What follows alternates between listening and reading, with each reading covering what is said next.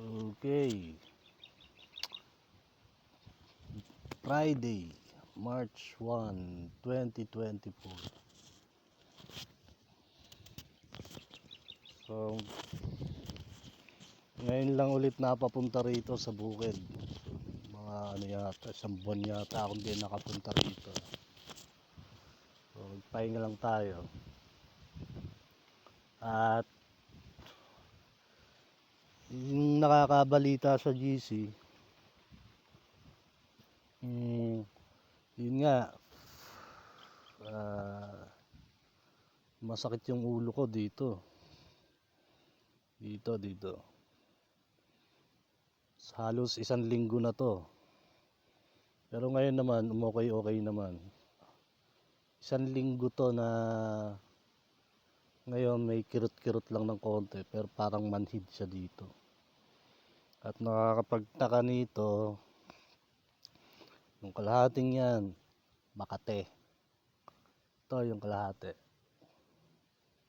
Dito ang kirot, hanggang dito. Tapos to parang sinusundot.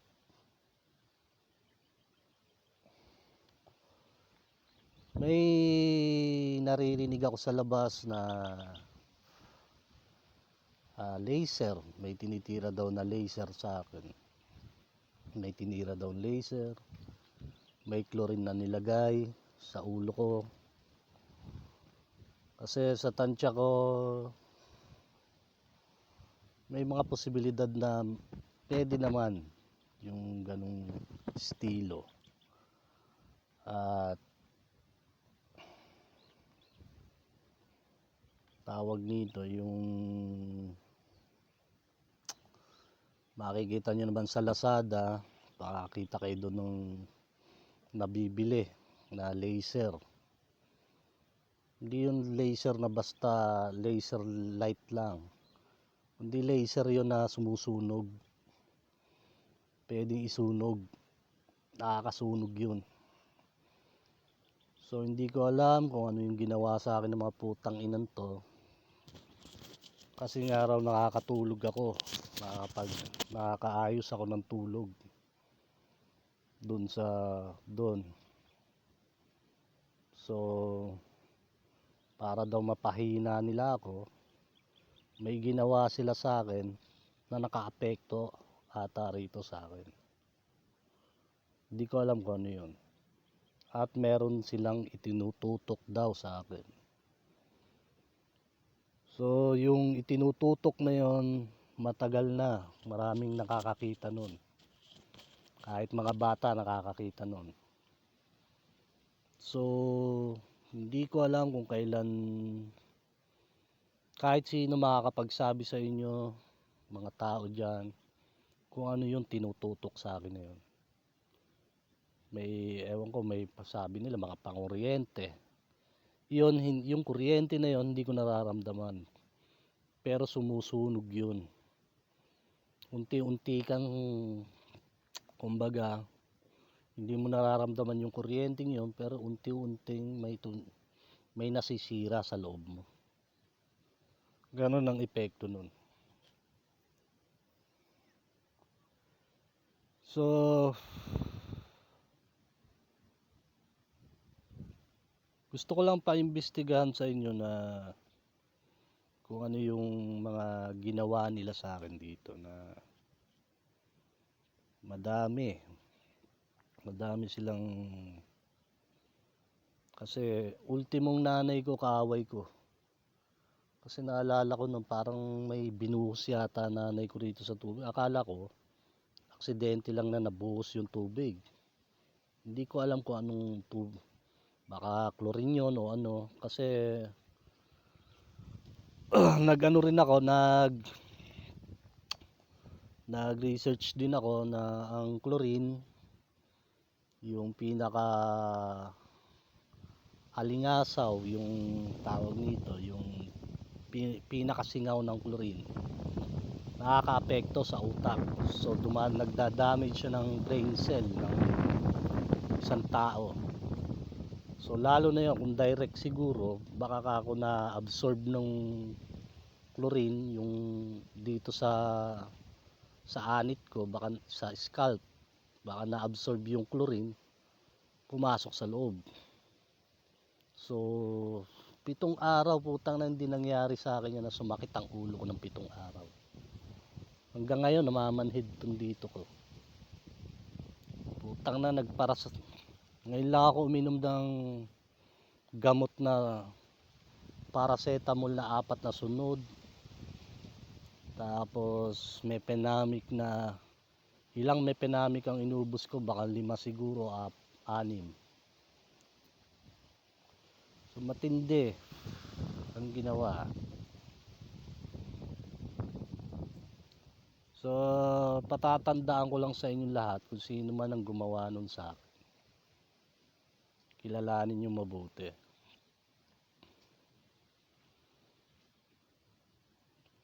Matindi, sabi ko sa inyo, para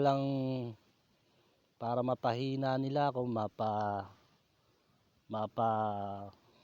mapabagsak nila yung katawan ko. May ginawa sila sa akin dito. Di ko alam kung ano yun. At alam ko yung sistema na sinasabi na doon nga sa Bagtas. Sabi ko nga sa inyo, pumunta kayo doon para malaman nyo yung nangyayari doon. At kasi nga may nakikita sila sa sistema na ginagawa nila. Kung ano yung nakikita nila sa loob ng ulo ko o ng katawan ko, sisistemahin nila yon ng panggagago doon.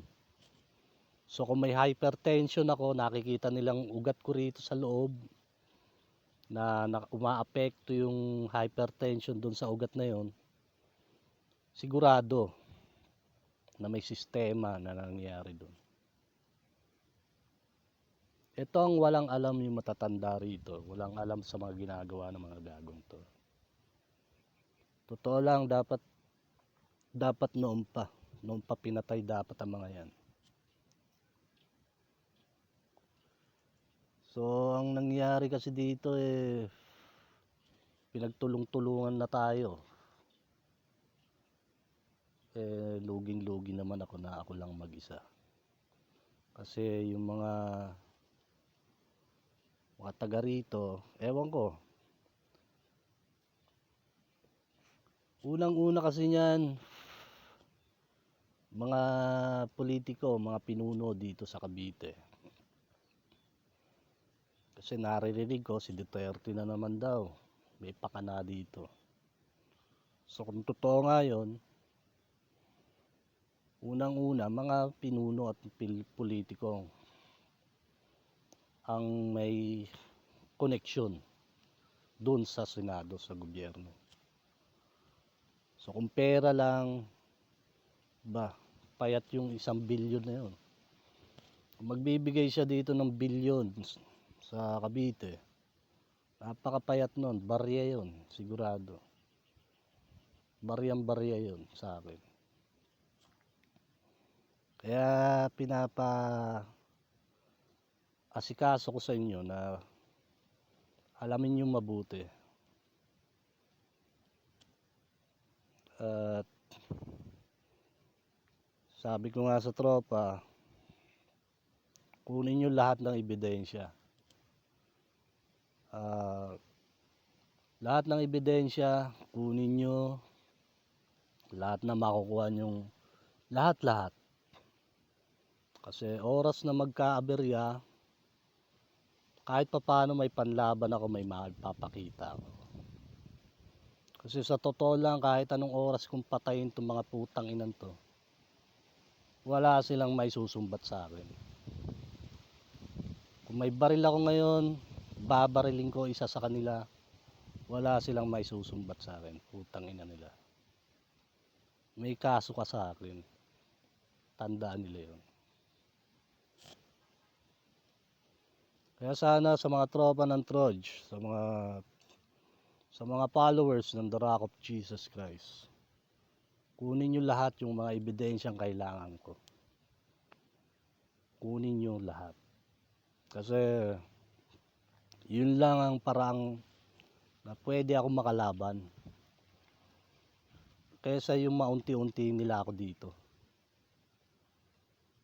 Inuunti-unti kasi nila ako dito eh. Anong sasabihin sa publiko? Na nadisgrasya lang ako ng ganyan, inatake o nagkasakit sa ulo, nagkasakit sa kung ano-ano. Ay putang ina. Ibang palabas yun. Kaya ako nagsasalita rito para hindi sila makabaligtad, hindi sila makatanggi kung ano yung ginagawa nila sa akin dito.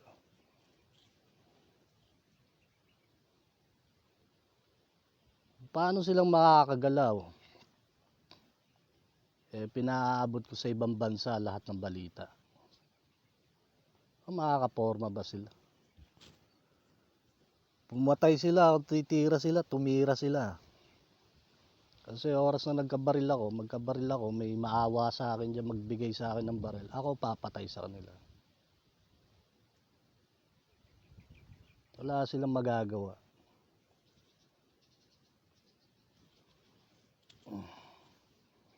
Masyadong nagmamaliit itong mga putang inan to.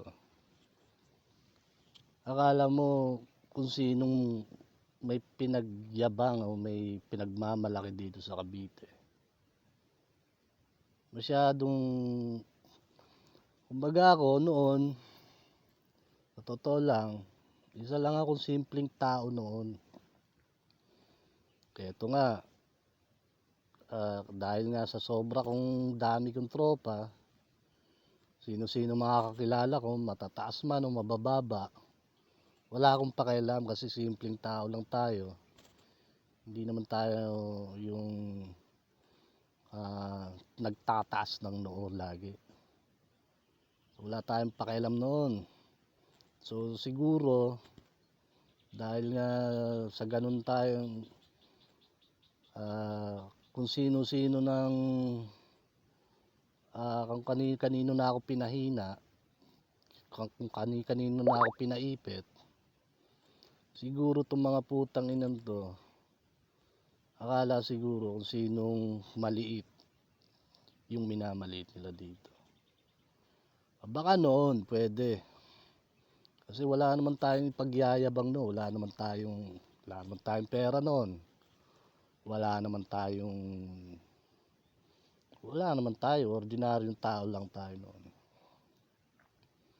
Ngayon siguro baka kahit sinong Poncio Pilato ang iharap mo sa akin, kahit presidente pa ng Amerika, kahit presidente ng kung sino, anong bansa ang iharap mo sa akin, kayo tatanungin ko kung totoo ba yun o hindi ang sinasabi ko. Kahit sinong senador o congressman, mayor, putang ina, itapat nyo sa akin, kakausapin ko lahat, itapat nyo, titignan natin kung sinong maliit sa atin, putang ina nyo.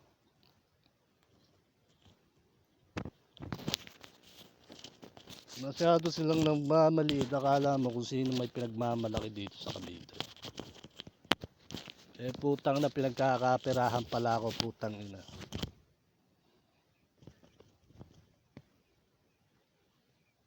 Sabi ko nga sa inyo, kung magbibigay ng 1 bilyon dito sa Cavite para lang ipadisgrasya ako sa kung ano man, barya yun. Barya yun. Ngayon, nagpatimbre tayo sa iba't ibang bansa. Tignan natin yung bilyon nila o yung pera nila, kung anong itatapat nila sa akin. Kaya pinaimbestigahan ko sa inyo, kunin nyo lahat ng ebidensya na kailangan natin. Kasi itong putang inan to, may mga vlogger ata silang binabayaran dyan sa Facebook man. Ewan ko kung sino-sino mga vlogger yan na nasa Facebook. Kasi doon lang naman ang kalimitan na nagbablog ang pwede kang makapag-message sa mga groups. So doon sila nagpapagalaw ng tao. pinagagalaw sila mga tao doon o kung ano man.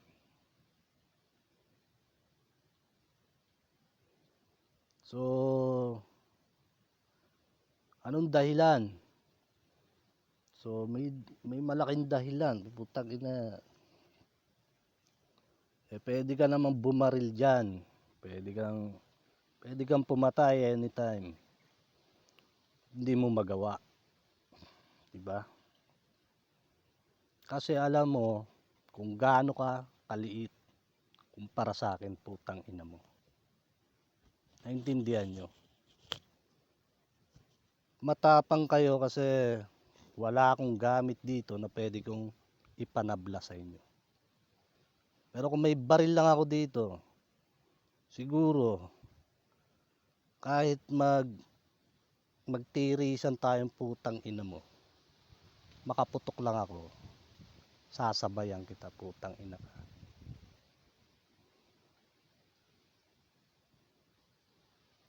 Lintik ang yabang kasi ng mga putang inan to, kasi ginamit na lahat ng tao dito, pati yung mga bata doon sa bagtas. So, hindi lang naman yun ang first time na nangyari yun, kundi sa buo, sa lahat dito. Diyan sa Bunga, sa Pinagtipunan, sa San Juan, sa Tapia, ganyan ang mga style nila, putang ina nila. Dahil nga dito sa nakabaon sa aking chips, so imposible naman na wala, na namomonitor nila ako dito. So kasama na rin yung mga signal na yan.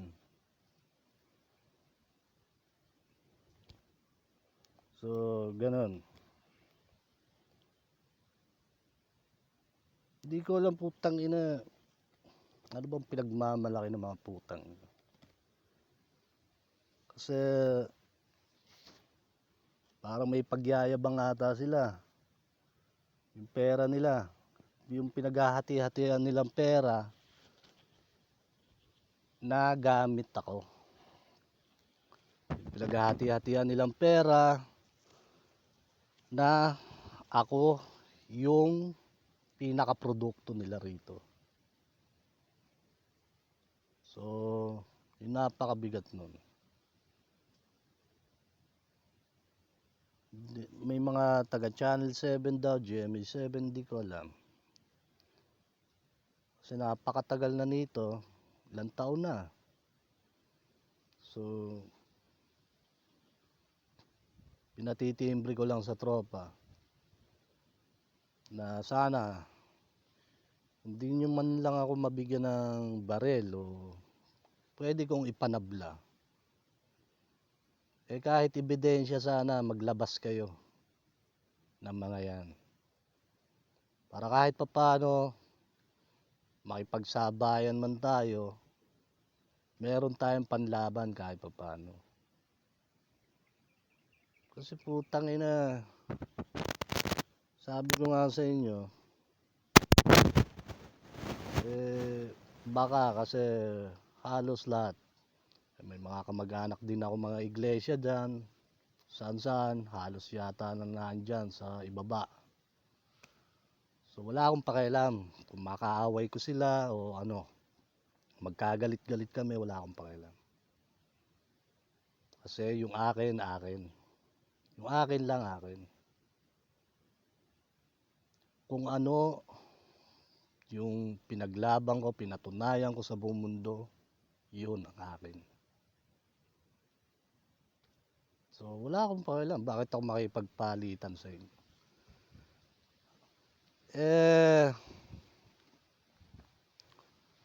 Siguro yun lang ang meron kayamanan ako.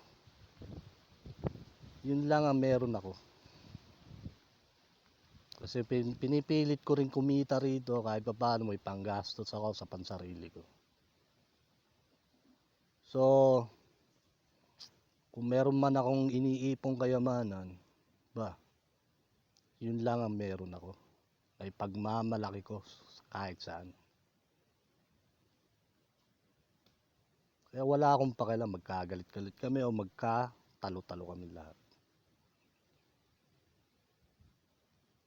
sasabihin ko na lang sa kanila na mga mukhang pera sila.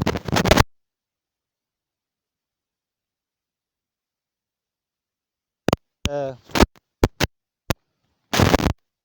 well,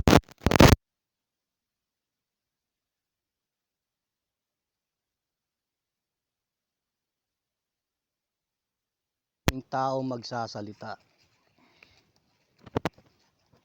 Kung ano man ang katunayan.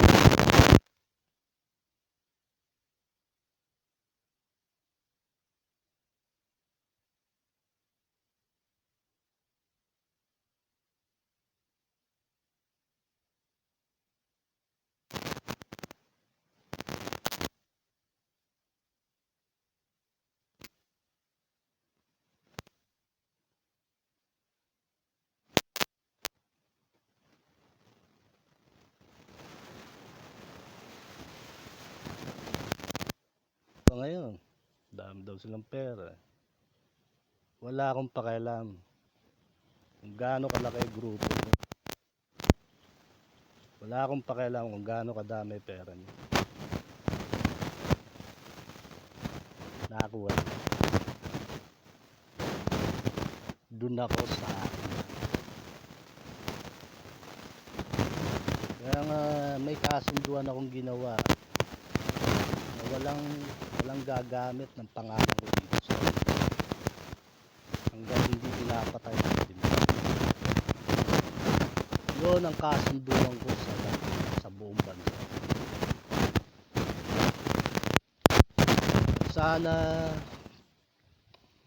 Sana i-translate to ng tropa dun sa sa tropa natin sa ibang bansa. Kasi balang araw, ayan ang ebidensya. Alangan namang kung tatantyahin ko kung totoo ba yung sinasabi ko. Ayan, radyo. Andiyan ang TV, Facebook, Twitter. Saan pa bang social media hindi ako kilala? Diba? Saan pa ba hindi ako kilala?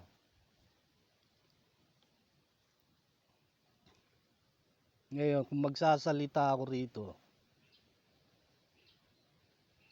dapat nilang sabihin sa buong mundo yun.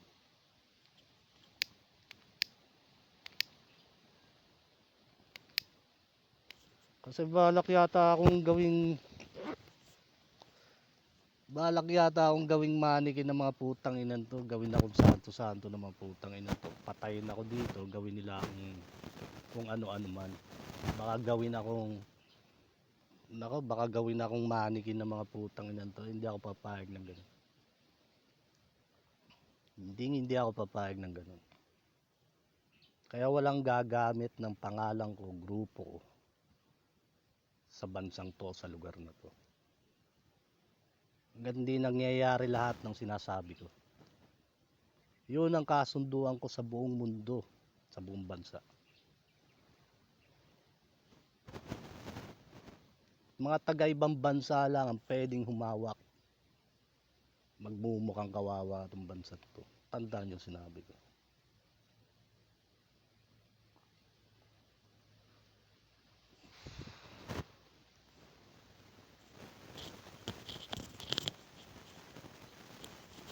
Tangina, mga maliitin ako, puta. Kala mo kung sino may pinagmamalaki dito, putang ina. Wala lang kasi akong baril dito para kahit paano. Kinuntsaba kasi lahat. Bata, matanda. Halos lahat kaaway ko. Kasi nga pera labanan dito. Baka may pinaambon na pera dyan. Malapit pa naman na ang eleksyon. Next year yata, may eleksyon na yata. Putang na, baka nagpaambon ng pera dyan para lang ipadisgrasya tayo.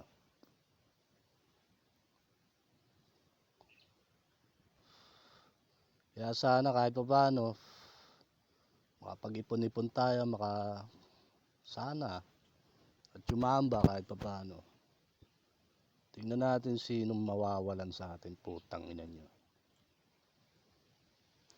Okay, at susunod na ulit. Naka 25 minutes na pala. Alamin nyo, kunin nyo lahat ng ebidensya sinasabi ko. Lalo na yung mga tinututok-tutok sa akin na yan. Taka nyo, ngayon lang nangyari sa akin yung sumakit ang ulo ko ng halos 1 linggo na. Ito parang manhid na oh. Parang manhid tong ganto ko.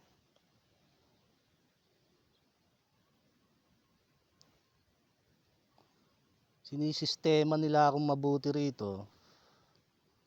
Akala siguro nila, madadala nila ako sa mga paipaikot nila. Makipagpatayan naman ako sa kanila. Wala silang makukuha. Utang ina nila.